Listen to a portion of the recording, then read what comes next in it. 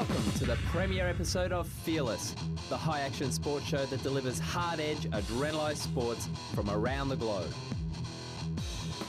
In this week's episode, the seriously dangerous endurance event of ice climbing, the smell of high-octane fuel at Europe's annual tractor pulling competition, wild winter action with a band of fearless snowboarders, learning how to fly and doing it in pairs, the big, blue, beautiful waves that only Hawaii can produce. River surfing, the sport to do when there's not a beach in sight.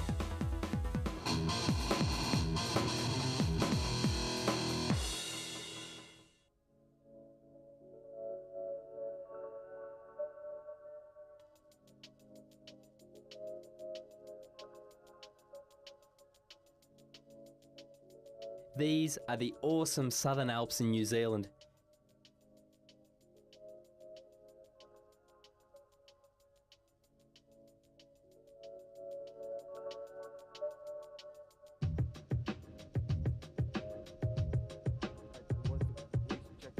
Combine majestic vistas with low altitudes, and it makes these ranges an obvious choice for climbers from all around the world. With over 10,000 feet of vertical ascent, the requirements are as strenuous and technical as any found in the Himalayas.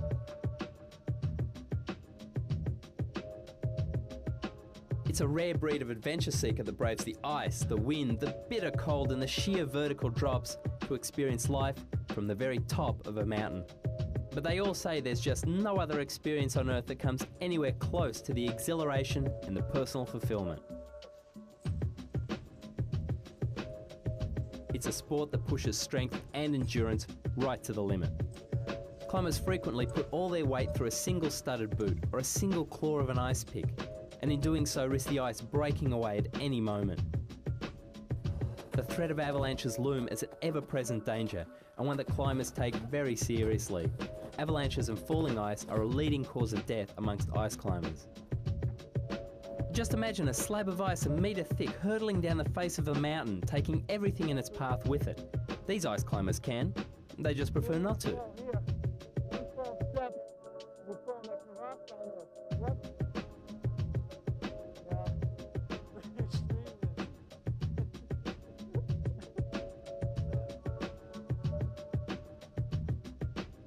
Sometimes those last couple of metres takes every shred of energy and concentration you can muster. One wrong slip now, and you find out how unforgiving a mountain can be.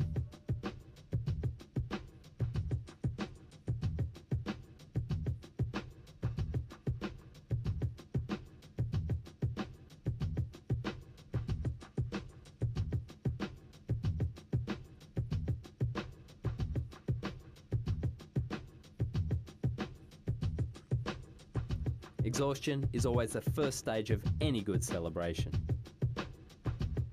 Finally at the top, at the goal of the climb, you can relax for a while and enjoy your achievement. But in real terms, you're only halfway there. You still have to get all the way down. And this can be the most dangerous part of the climb. You're low on energy and you're travelling backwards. But you can't think about that. You have to keep looking for footholds, handholds, safe rock ledges. There's plenty of work left.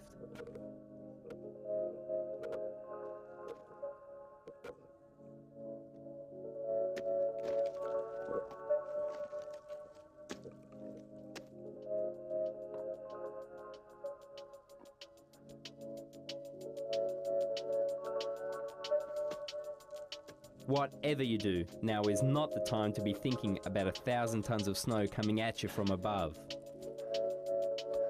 Ice climbing is a physical and mental challenge of the very highest order, but it's also about as close to the raw heart of nature that most of us will get.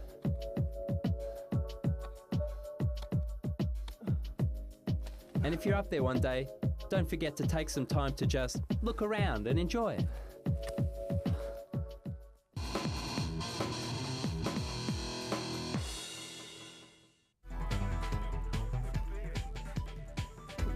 No one ever said extreme sports were completely safe. Now you know why. Check out some of these colossal crashes.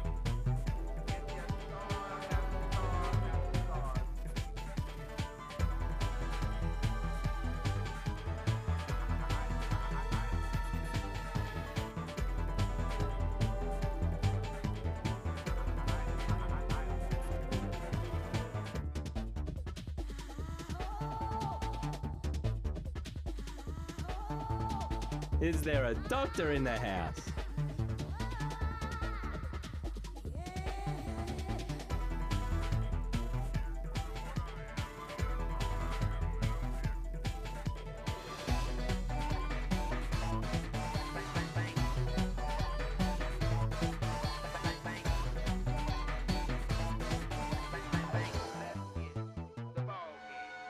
That's definitely not the way to do it. Nice try though.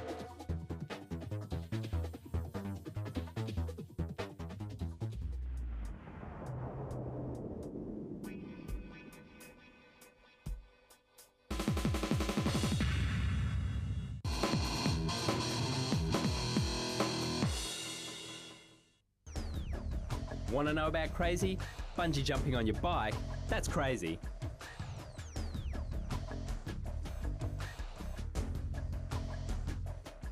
Painful too. But if it's not just that little bit crazy, why bother doing it?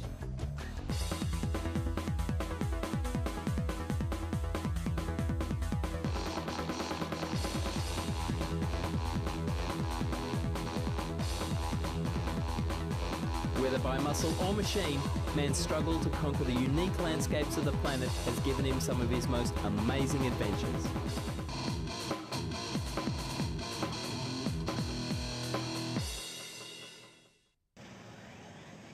Hang on to your ears. It's the annual European tractor pulling competition from Anhalt, Germany. The object, quite simply, is to drag the specially designed tray the full length of the course while the resistance increases all the way. And it's not easy. But about the 3/4 mark, the resistance can be several tons. Luckily, the rules don't put any limit on engine capacity. Even so, these keen petrol heads struggle to get the weight across the line.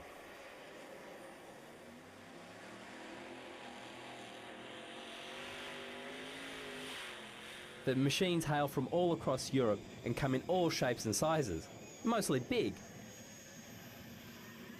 Some ridiculously huge.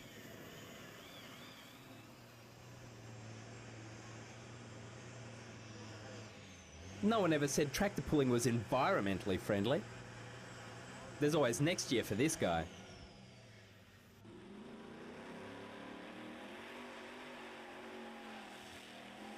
This little dynamo just proves that it can be done, and you don't need to be massive to win. Just tenacious. And for the broken down, they get towed away by a tractor.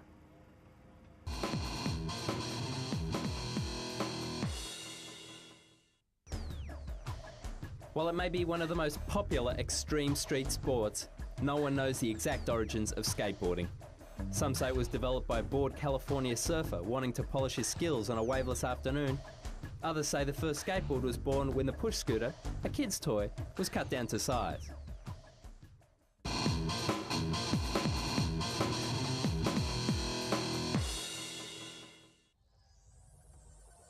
For the winter enthusiast, virgin snowfields like these are an invitation to play. Cutting your way down the side of a mountain with a snowboard is a kind of thrill that few sports can equal. The snake-like path of the board, the spray of softly packed snow, and the incredible views all contribute to an experience of absolute freedom and wide-eyed exhilaration.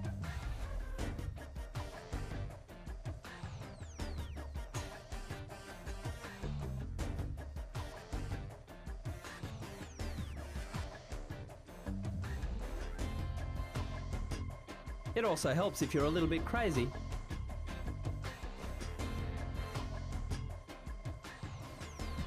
Boarding should be graceful, fluid, and without complication.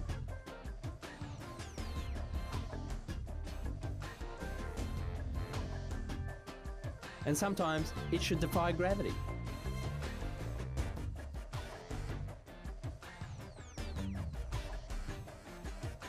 But for the competitively minded, you can always race down the slopes.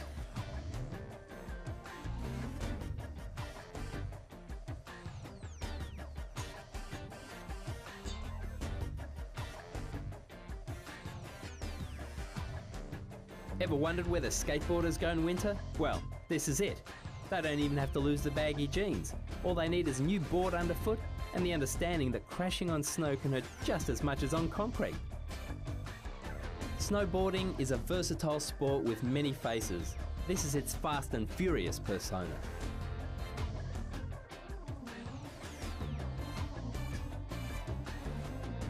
And getting air can be as much of a rush over snow as it is anywhere else.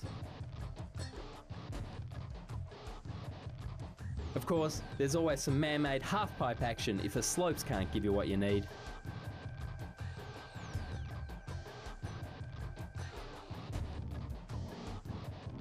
Just check out some of this amateur action.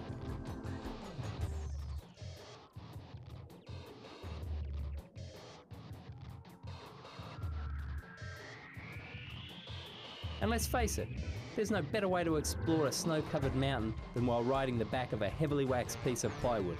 Enjoy!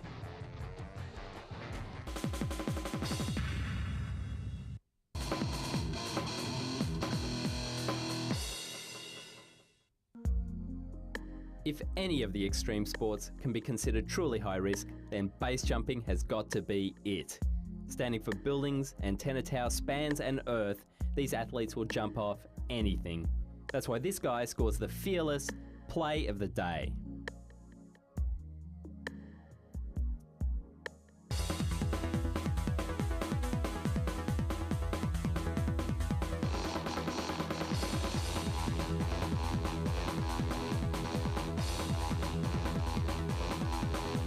Man's imagination continues to deliver a stream of wild and gravity-defying sports that challenge all reason.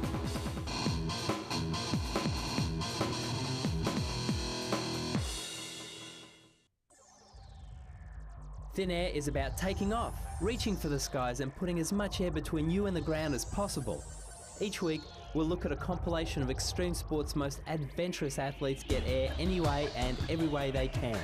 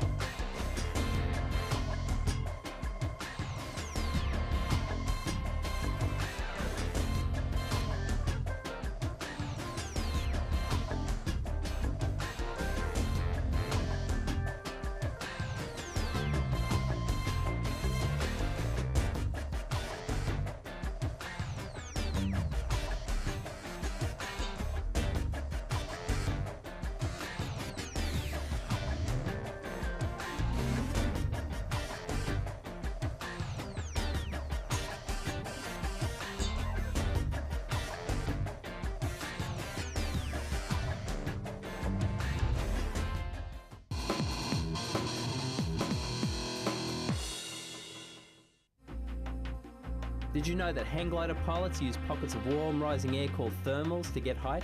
The highest altitude anyone has ever reached is 4,200 metres and flights have lasted up to 10 hours. The craft can easily glide several kilometres and the world record stands at an amazing 450 kilometres.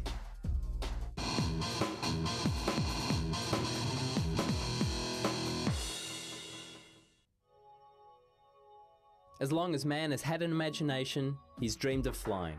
The wind in his hair and the earth spread out beneath him. And there are so many ways to get airborne these days.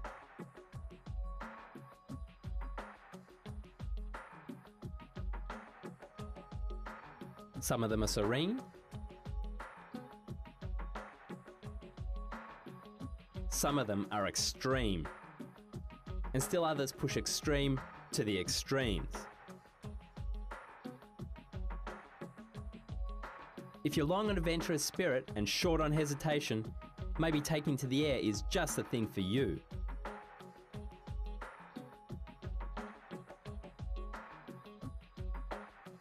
Hang gliders, paragliders, planes and microlights, you can pilot them all. But you can also be a passenger in all of them as well. And if you're a novice in this game, tandem is the way to go.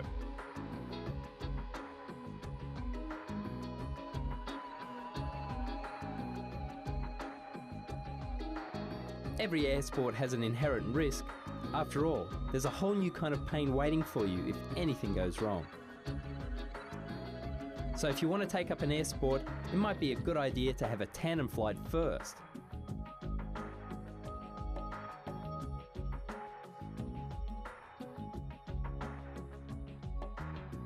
You'll be taken up by a high-altitude expert who, in most disciplines, will have specialised qualifications to take people tandem. These are people who love their sport and love teaching it to other people. If you're worried at all, let them know. They love to have a good laugh as well.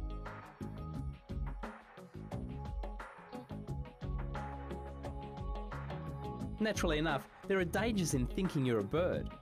Of course, every measure is being taken to ensure the risks of flying and free-falling are minimised. In fact, today's high-tech equipment means it's more dangerous to go rock fishing than to fall headfirst out of a light aircraft.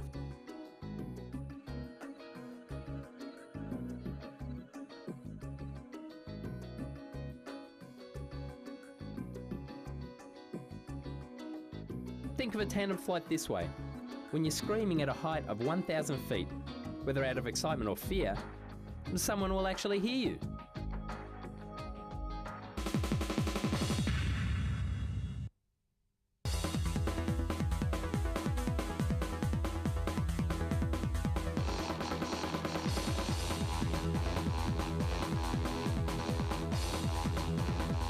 Whether in the form of savage swells or raging rivers, water has always offered mankind some of his most exciting and dangerous thrills.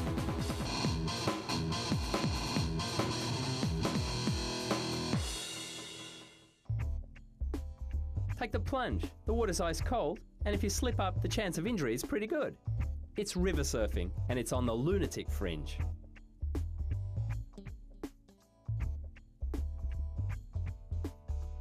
All you need is a board and a prayer. A helmet, wetsuit, and a few buddies to keep an eye on you come in handy as well.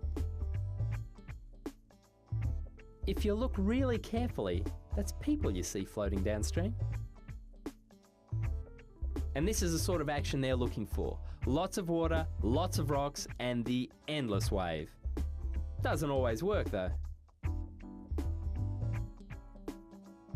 It's downstream they get reminded of river surfing's golden rule. Keep your head above water. If you should get pinned to a boulder by that current, it'll be the dry season before they pull you out. Sounds dangerous? It is, but that's just part of the thrill. When the French invented this sport, they called it hydrospeed. Now you know why.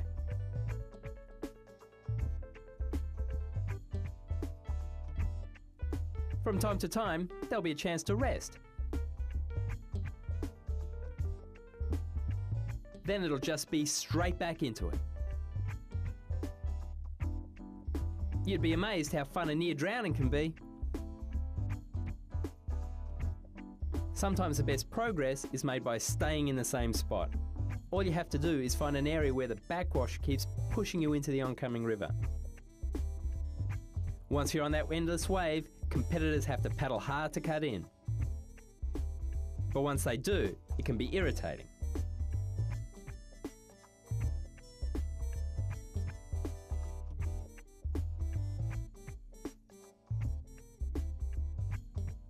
Unless you've got a surefire method for getting rid of them.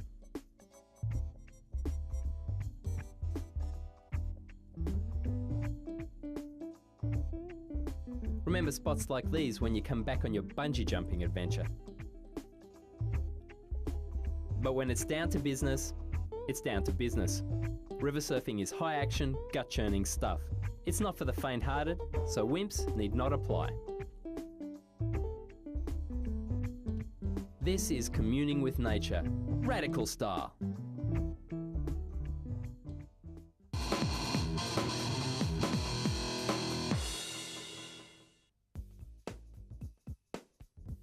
This is New Zealand's Shot Over Jet, the jet boat that delivers in-your-face throttle action in some of the world's most beautiful and dangerous rivers.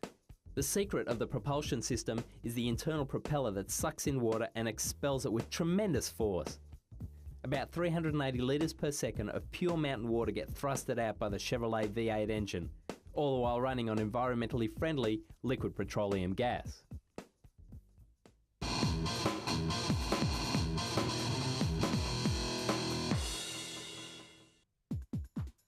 Welcome to Hawaii, where the sky is blue, the air is clear and the seas are unforgiving.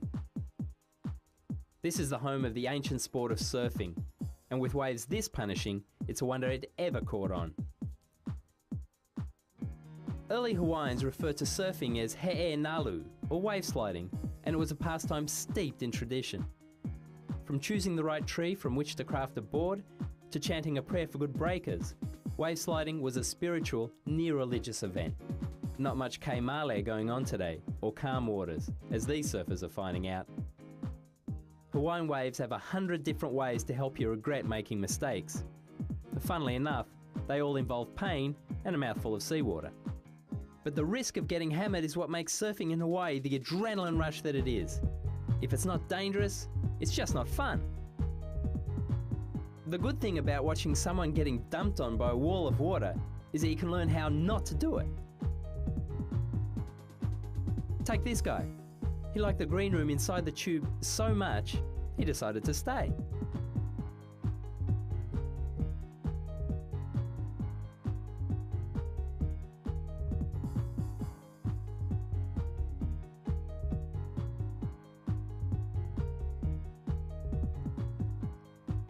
Then again, it's easy to catch the small ones. And in Hawaii, 2 meters is small.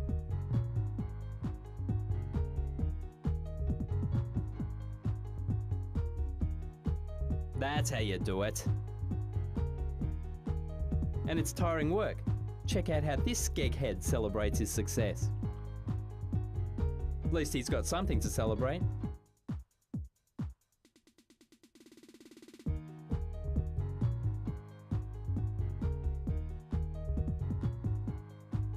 And there's a fine art to just giving up.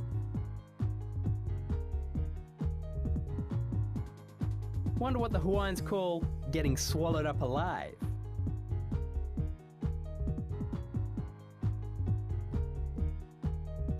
That's gotta hurt. Let's face it, some days the waters are just too pupule or raging to give anyone much of a chance.